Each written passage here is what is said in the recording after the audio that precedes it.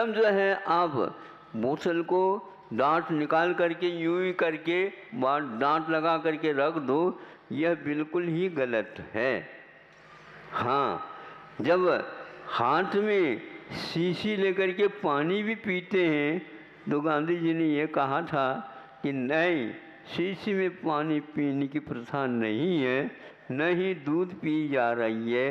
वो तो क्या पी करके आए हो क्या? क्या मतलब होता? यूं नहीं कहते उसके लिए, क्या पी करके आए, यूं यूं कैसे नहीं, यूं का अर्थ है शराब पी करके आए हो क्या, ये इसका अर्थ है। मैंने पूछा भैया आप पी करके आए तो तुम घर में होंगे, प्यास लगी होगी, पानी पी करके आ गए होगा। नहीं नहीं, इसका अर्थ ये होता पी करके आए हैं तो नशा में है क्या? क्या बोल रहे हो? समझ में आ गया? आपकी भाषा है, सुनी तो हमने आप ही मुख से। तो यह था, गांधी जी ने कहा कि नहीं, यह गलत बात है। ये भी बात है जहाँ शराब के दुकान के सामने जाओ और दूध भी पियोगे तो भी वह शीशी में पी रहे हैं, इसलिए वह शराब ही माना जाएगा। अरे ये व्यक्ति और वहाँ पर नुक्कड़ पर और वहाँ पर उस दुकान के सामने और वो पी रहे थे, दूध काहे के पीते हैं? है तो वहाँ तो वही पीने का होता, विश्वास नहीं होता। यदि संगति भी रखते हो तो भी आपके बारे में निगाह रखेगी पुलिस, एकदम पकड़ेगी तो नहीं, लेकिन 2-3 बार वह आपके पीछे रह करके सब तलाश कर ही लेगी कि नहीं, यह तो आते जाते हैं और इनका पूर्ण संपर्क है और ये भी पीने वाले ही हैं, दिखाते नहीं बाजार में, लेकिन सब संबंध भीतर से।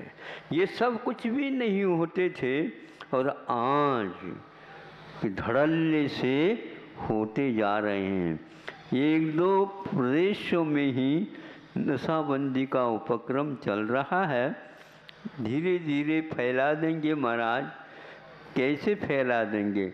व्यापार भी तो एक व्यापार होता है ना, जिससे ज़्यादा पैसा मिले उस व्यापार को करने के लिए आप लोग तैयार होते जा रहे हैं। इसीलिए वर्ण व्यवस्था को सुरक्षित यदि नहीं रख पाओगे, यानी अपना जो व्यवसाय काम धंधे जो प्राचीन काल से आ रहे थे उनको ज्यों को त्यों रखो। जब हम छोटे पढ़ते थे उस समय ये कहा जाता था, जो अपने पूर्वजों से कार्य होता आ रहा है उसको बदलो नहीं, क्योंकि बदल देंगे तो एकदम वो जमेगा नहीं और उसमें नाम नुकसान हो गया और उसको जमा नहीं पाएंगे तो पूंजी भी गई, समय भी गया और अब क्या करेंगे? ऋण लेना पड़ेगा। तो आज इस प्रकार की बड़ी स्थितियां आ रही हैं। तो जो व्यक्ति इसमें बदलाहट नहीं करते तो उसके लिए कुछ नहीं होता। हाँ, जो प्रतिभा संपन्न होता आवश्यकता के अनुसार दूसरा भी उसी के साथ चलाना प्रारंभ कर देता है तो वह अलग बात है, किंतु जोखिम का काम है। ऐसे ही खान पीन, रहन सहन और शादी इत्यादि का संस्कार बहुत मजबूती के साथ होता था, उसके परिणाम आप लोगों को ज्ञात है। जो बड़े बड़े परिवार चलते थे, जॉइंट फैमिली, बड़कुल जैसे अनेक बड़े कुल होते थे, संख्या ज़्यादा भी हो तो भी सेवा वैयावृत्ति वगैरह अच्छी ढंग से हो जाती थी। कोई बीमार पड़ गया, कोई भी पता नहीं लगेगा, अपने आप ही ठीक ठाक हो जाता। और आज क्या होता है? भर्ती करवा दो, अकेला पति क्या करेगा? अब नौकरी करना है, ये स्थिति हो रही है। इससे परिवार छिन्न भिन्न होते जा रहे हैं और बड़ी दुर्दशा है। परिवार को चलाना और उसकी चलाने के लिए योग्यता दोनों ही धीरे धीरे कम होती जा गई है। थोड़ी सी कम हो जाना तो बात अलग है, एकदम ही बिल्कुल नीचे की ओर आ गया तो तो एक प्रश्न चिन्ह अवश्य उठकर खड़े होगा। पानी सिर के ऊपर से जब तक नहीं जाता उससे पहले ही सोच लेना चाहिए ताकि हमें किस ओर से जाना है और पानी को भी पार करना है। यह समाज की व्यवस्था नहीं किंतु धार्मिक व्यवस्था को सुचारू रूप से आगे बढ़ाने का एक उपक्रम है। नदियाँ चलती हैं, पूर आती है, आपको कोई विकल्प नहीं होता क्योंकि नदी के तट बने हुए रहते हैं। वह पानी उस तट के बाहर नहीं आ सकता।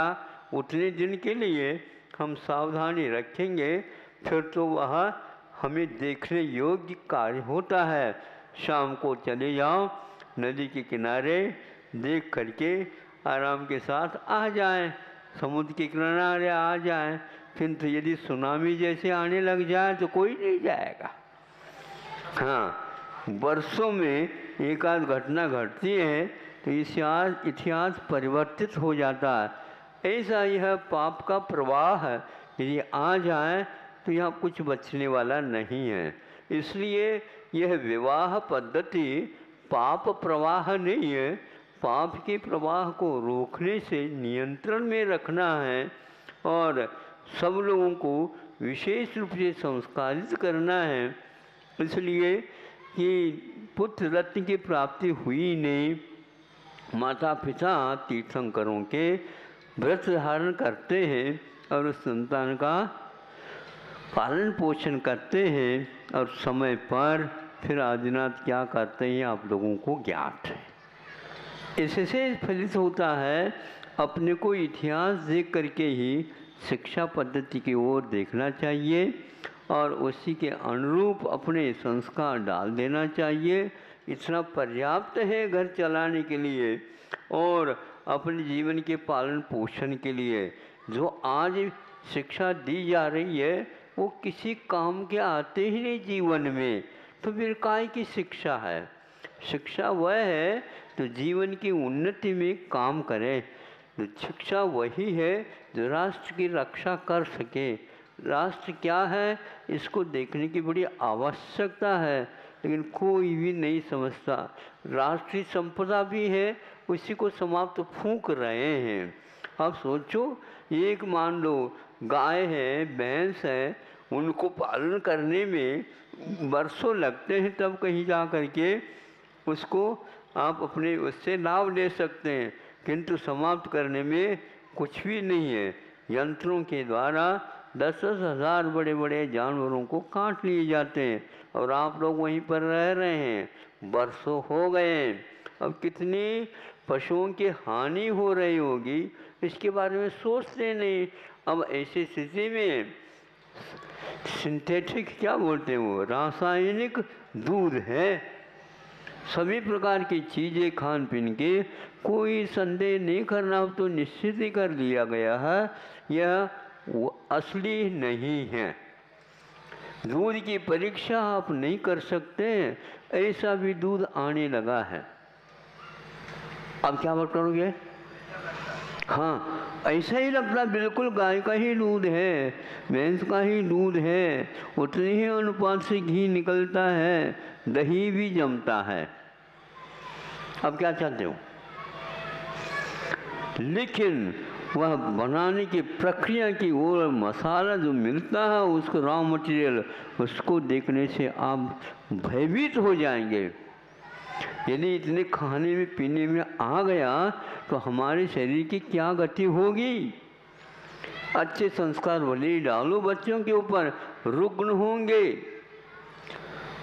कई लोग ये भगवान से प्रार्थना करते हैं, भगवान संतान मिली तो है लेकिन वह स्वस्थ हो तो अच्छा है, अस्वस्थ होगा तो हम भी उससे भी ज़्यादा बढ़ कर के अस्वस्थ हो जाएंगे। हमेशा हमेशा दूध के स्थान पर दवाई पिलानी पड़ रही है।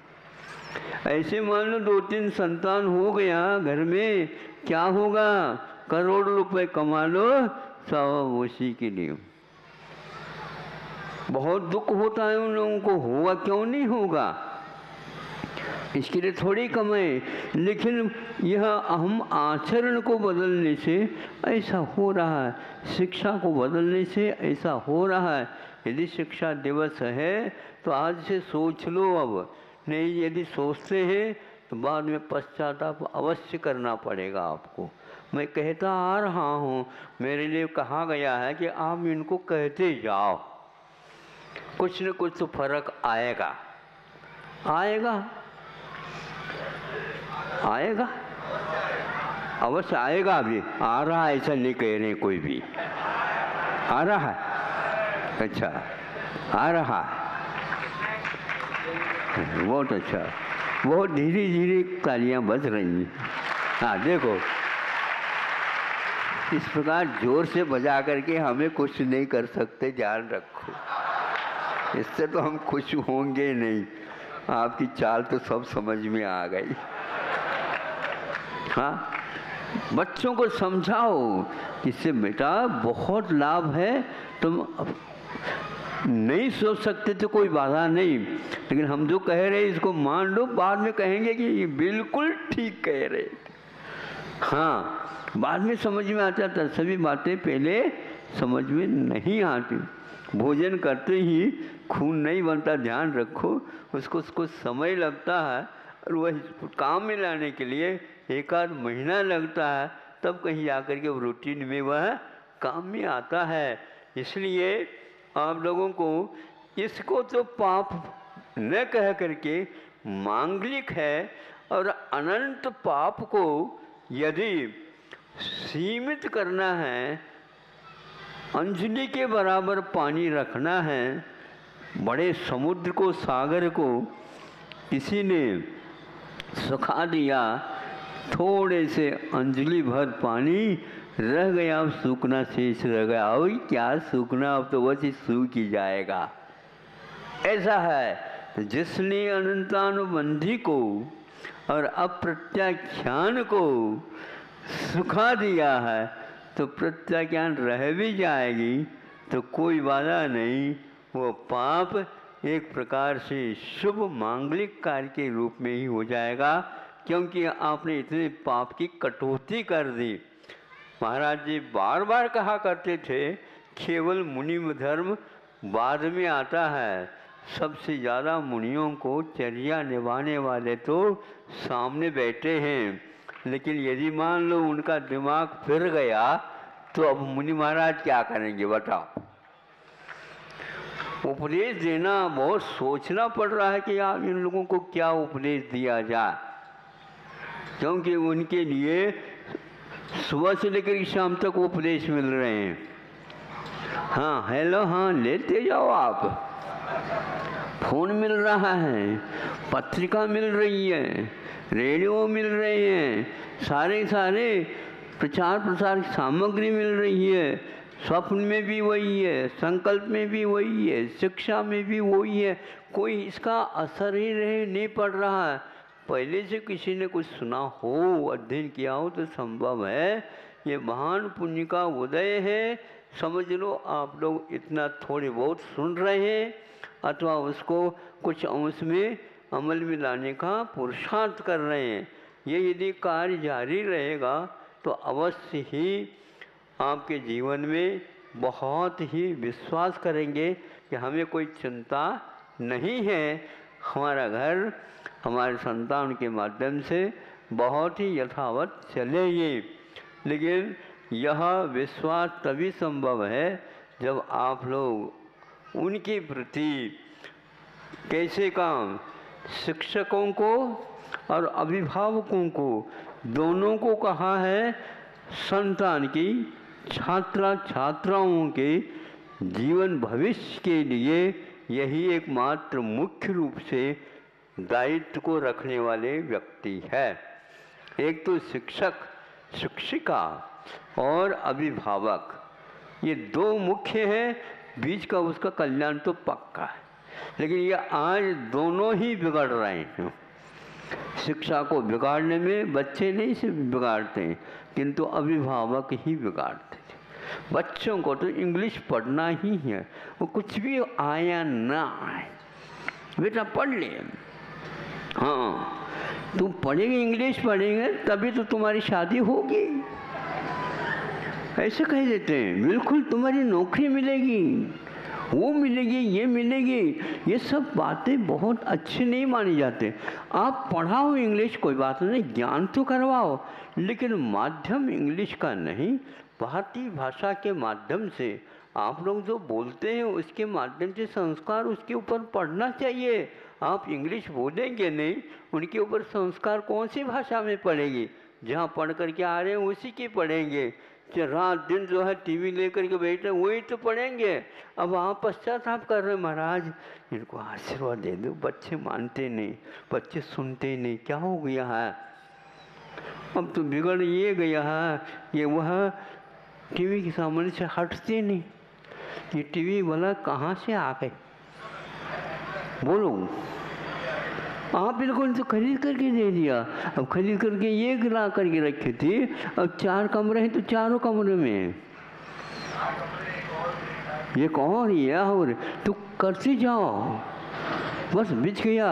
अब छवि ग्रह में और आप लोगों के घर में कोई अंतर नहीं।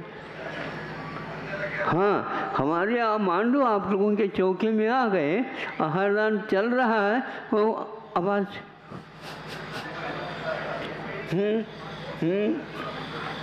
भैया जाओ बंद कर दो, ये दोष है।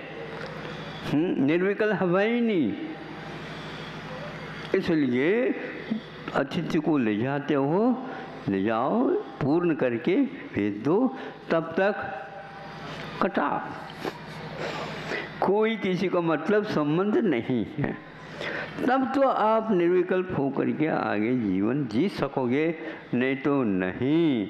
इसलिए शादी को, विवाह को क्या बोलते हैं? मांगलिक लिखते हैं, नहीं समझे? आजकल तो हमारे पास भी आकर के रखने लगे लोग, तो उसी में से हम देख करके कहते हैं भैया ये आप मांगलिक कम से कम शब्द तो रखा है, अब कितना मंगल हो रहा है आपको देखना है। हाँ, यदि मान लो पहले से ही विचार इत्यादि नहीं किया तो इधर शादी हो जाती है, तलाक हो जाते हैं, दहेज समस्या रख देते हैं, या अनेक प्रकार के केस जितने भी आ रहे हैं कोर्ट में, इस संबंधी ही विशेष रूप से हैं। ये क्यों हो रहा है? इसलिए हो रहा है कि इसका महत्व आप लोगों ने समझा नहीं।